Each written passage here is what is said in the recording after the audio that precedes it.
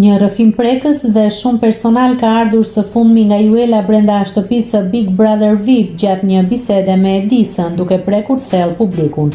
Ajo ka ndarë një nga momentet më të errëta të jetës së saj, kur mësoi për vrasjen e ish-partnerit, i cili u gjet pa jetë së bashku me motrën e tij. Një periudhë shumë e vështirë në fillimet e pandemisë së COVID-19, kur bota po përballej me kufizime të forta dhe mbyllje të kufive. Juela tregoi se kishte folur me të vetëm pak minuta para se të merrte lajmin tragjik. Fillimisht u njoftua nga një e njohur në Angli, ndërsa ngjarja kishte nisur të transmetohej edhe në mediat shqiptare. Po kam një 20 minuta që kam folur me të, më thanë provoje ta marrësh në telefon.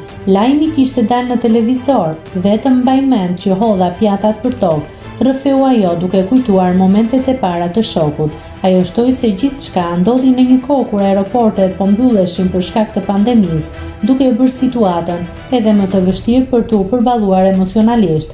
Shumë e vështirë me ja pranu vetes që ai nuk jetonte më, u shpreh Juela, duke treguar dhimbjen që e ka shoqëruar gjatë gjithë kësaj kohe.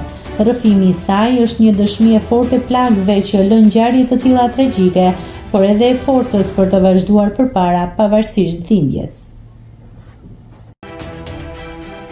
Nëse klikoni mbi butonin subscribe, do t'ju shfaqen të gjitha publikimet tona. Ju ftoj t'i bëni subscribe kanalit, të pëlqeni videot dhe të lini komentin tuaj.